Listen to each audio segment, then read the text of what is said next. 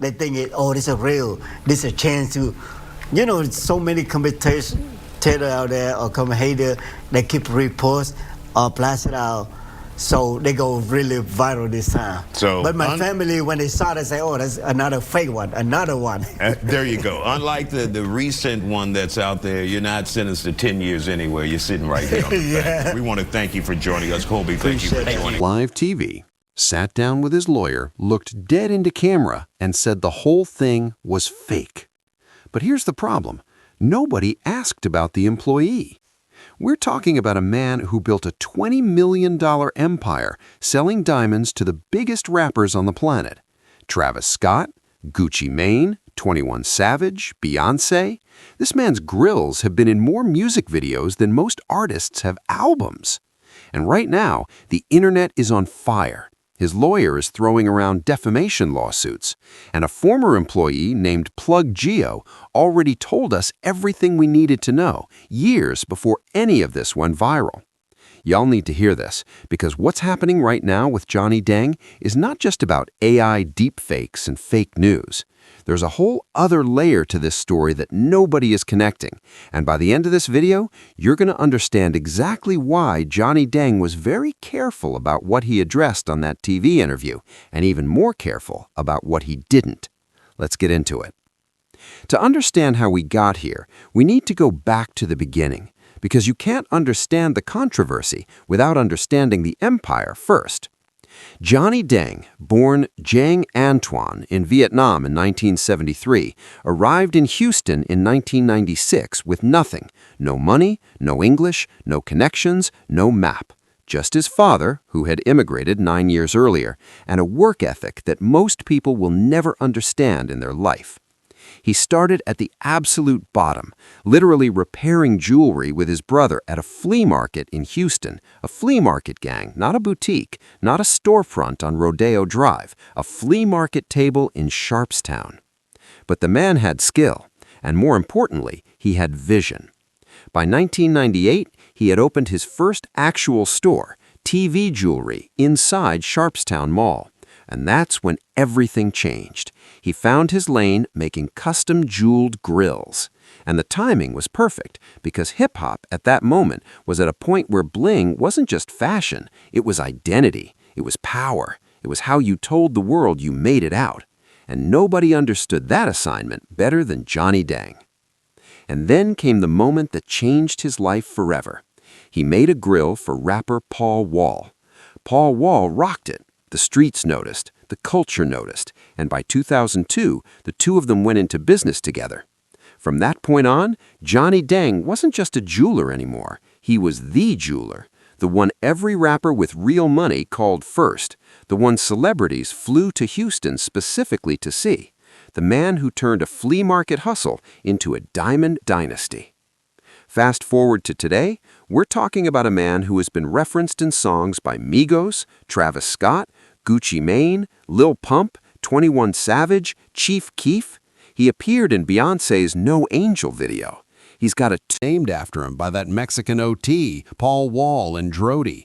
In 2023, he moved his operation from Sharpstown Mall to a full standalone location in 2016. The man said it himself on live television. He does millions of dollars every single month. This is not a small-time operation. This is a dynasty, a legacy, a cultural institution. And that's exactly why when the internet started coming for him, it spread like gasoline on fire. Now, here's where things started getting real. Over the past few weeks, social media got flooded. And we're not talking about 1 or 2 posts from some random account. We're talking about a coordinated, feeling wave. Videos, clips, dramatic captions, all pushing the same story. Johnny Deng arrested. Johnny Deng raided by police. Johnny Deng selling fake jewelry to the biggest names in hip-hop. Post after post, repost after repost. The algorithm doing what the algorithm does and pushing the most dramatic, most emotional content to the most people as fast as possible. And here's the thing about the way this content was packaged. It wasn't sloppy. These weren't grainy screenshots with obvious fake headlines and bad grammar. Some of these videos were using AI-generated audio and visuals that looked and sounded like the real man. His face, his voice, his mannerisms, his accent, all fabricated, all synthesized, all designed to look credible enough that when somebody's auntie sees it scrolling through her timeline at 11 p.m., she believes it without even blinking.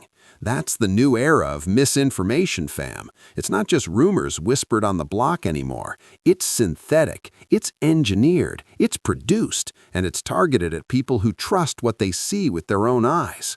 Now, think about what that does to a business that runs entirely on trust and reputation.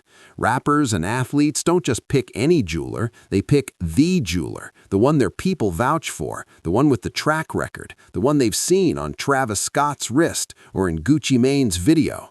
The moment you plant doubt in that ecosystem, you're... When you realize what people had been putting out on social media about you using AI, fake technology. What were your thoughts about that?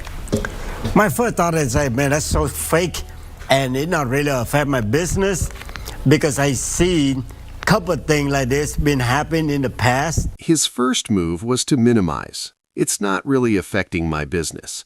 But then, almost immediately in the same interview, he contradicts himself. He says, I believe a lot of people believe on the story and stay away from my business or plan to do something with me, might stop doing it. I believe a lot of people believe on the story and stay away from my business or plan to do shopping with me, might stop doing it. It's because we do millions of dollars every month, and it's very hard to predict and how it can be damaged my business. It's not affecting the business, or people are actively staying away because of what they saw. No cap, that's a man trying to hold it together on camera while something is genuinely rattling him underneath. And it makes sense, because when you're doing millions of dollars a month, every single week that doubt is planted in the market costs real money, real relationships, real opportunities that quietly disappear without a word. But here's where it gets crazy. When the host asked whether he thought this was competition or just random haters, Johnny Dang didn't hesitate. He said, I think it's part of competition. I believe it's competition. Do you think this is possibly competition out there, or do you think this is just your average run-of-the-mill hater? I think it's a part of competition. I believe it's competition. But it doesn't, be honest, it doesn't hurt my business. He was pointing. He believes someone in his industry is behind this, a coordinated attack designed to look like organic viral content.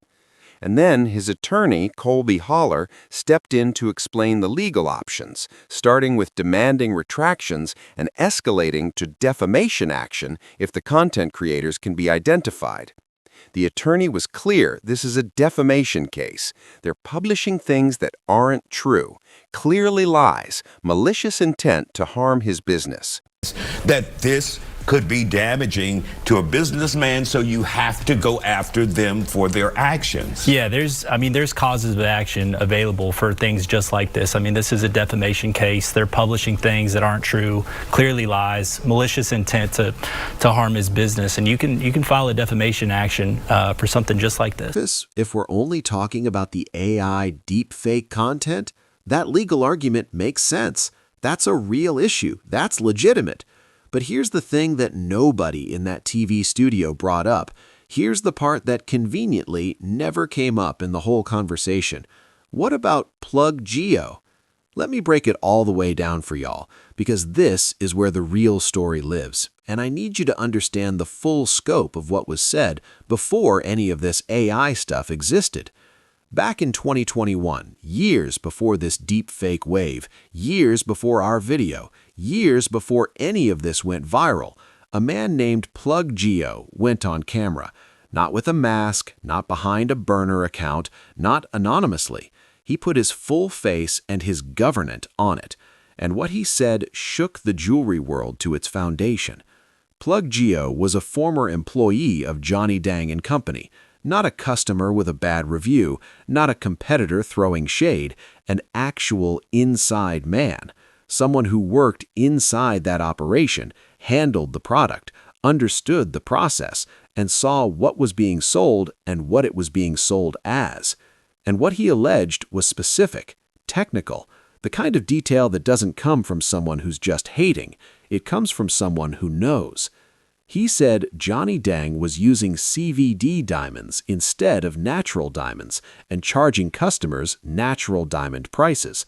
Now, I need to pause here and make sure everyone watching fully understands what that means, because this is the most important part of the whole video. CVD stands for chemical vapor deposition. It is the most widely used method for creating lab-grown diamonds today. Here's how it works. A tiny diamond seed crystal is placed inside a vacuum chamber. A hydrocarbon gas, usually methane, is pumped in. Then heat, around 8 degrees Fahrenheit, breaks down that gas into carbon atoms, and those atoms bond to the seed layer by layer over weeks until a full diamond forms. The result? A stone that is chemically, physically, and optically identical to a natural diamond. Same hardness, a perfect 10 on the MOHS scale, same crystal structure, same brilliance, same sparkle. The naked eye cannot tell the difference. A standard diamond tester that most jewelers use cannot tell the difference. It takes specialized equipment, a specific type of spectrometer or UV fluorescence analysis to definitively identify a CVD stone versus a natural one. And here is the financial reality that makes this allegation so serious. By the beginning of 2025, lab-grown diamonds had dropped in price by 74% compared to 2020. 74%. The technology to grow them has become so efficient that what once took weeks now takes hours. The machines themselves cost under $10,000. CVD diamonds are by market value a fraction of what a natural earth-mined diamond is worth. So think about what that means in the context of hip-hop jewelry. If a rapper is spending $300,000 on a diamond chain, money they worked for, tours they grinded through, deals they negotiated, and the stones in that chain are CVDs, sold as naturals, that artist just lost hundreds of thousands of dollars in a handshake. The piece might still look incredible. It might still photograph amazingly. The blogs might still go crazy over it. But the moment they try to resell it, insure it for its stated value, or pass it down, the real number shows up, and it is nowhere near what they paid. The FTC itself recognized this problem. Back in 2018, they started cracking down specifically on jewelers who were selling lab-grown diamonds without clearly disclosing them as lab-grown to customers, because the potential for consumer fraud is not hypothetical. It is real, it is documented, and it has been happening across the industry. That's the allegation Plug Geo put his name on in 2021. And he didn't stop there. He also claimed that he personally helped generate over $9 million in revenue for Johnny Dang and Company. $9 million, and that despite driving that kind of production, he was denied a meaningful raise. He said the workplace didn't provide adequate security. He said when he tried to raise these concerns internally, nothing changed, so he walked. And when he... Now here's what I need y'all to sit with for a second. There is a fundamental difference between an anonymous social media post pushing a viral narrative and a named former employee making specific technical allegations on camera about the exact product being sold. One is content, the other is testimony. One is designed to go viral, the other is someone burning a bridge publicly because they feel the truth needs to come out, and the timing alone tells you something critical. Plug Geo came out in April 2021. That is years before this AI deepfake era. Years before Johnny Dang became a trending topic for these kinds of allegations. There was no wave to ride in 2021. There was no viral moment to capitalize on. Plug Geo stepped forward in a completely different media environment, which means you cannot fold his allegations into the same coordinated AI smear campaign narrative Johnny Dang laid out on TV. These are two separate things. And Johnny Dang's team has never publicly addressed the CVD allegations specifically, directly and on record. He has talked about street jewelers. He has pointed fingers at internet scammers who take customer money and never deliver product. He has spoken generally about protecting his reputation, but the specific claim that his operation substituted lab-grown diamonds for natural ones has never been met with a direct, documented, transparent rebuttal. And the streets noticed. Real ones always do. Now I'm going to keep it a buck with y'all, because this channel does not do one-sided storytelling, and we are not here to just destroy somebody for clicks. The AI deepfake situation targeting Johnny Dang is real, full stop. That technology exists. It's being weaponized against public figures right now at a scale that is genuinely alarming. The number of AI-generated videos online grew from around 500,000 in 2023 to approximately 8 million by 2025, nearly 900% growth in synthetic media in 2 years. Fox 26 Houston confirmed they ran a specific segment covering the fake videos targeting Johnny Dang, showing clips with fabricated audio and manipulated visuals built to look authentic. That is documented. That's real. That is a legitimate crisis. And when his attorney talks about defamation, that framework applies to the fake AI content. If someone is manufacturing videos of Johnny Dang saying things he never said, doing things he never did, to deliberately damage his business with false information, that is textbook defamation with malicious intent. The legal path forward on that specific issue is clear. But, and this is the part that cannot get buried, Someone's feelings. You're attacking their livelihood, their brand, their relationships it took decades to build. And the videos kept coming. Different accounts, different platforms, same message. Johnny Dang is a fraud. Johnny Dang got caught. Johnny Dang is done. It was relentless. And our video hit right in the middle of all of it, and it went viral. That's when Johnny Dang decided he had to move fast.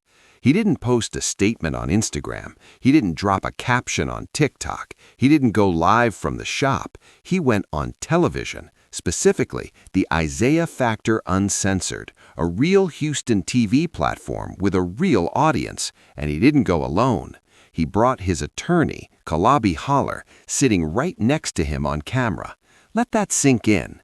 When a businessman shows up to address public controversy with his lawyer physically present on television, that is not a casual conversation. That is a prepared, strategic, legally guided response. This was not off the cuff. This was calculated. The host set the stage perfectly for Johnny's narrative, introducing him as the man who built a diamond-studded empire and framing the entire situation as AI-powered attacks from haters trying to take down a self-made success story. And from jump, Johnny came out with a specific approach. When asked what his first reaction was to seeing the viral content, he said, and I'm pulling this directly from the interview, "My first thought is, man, that's so fake, and it's not really effective."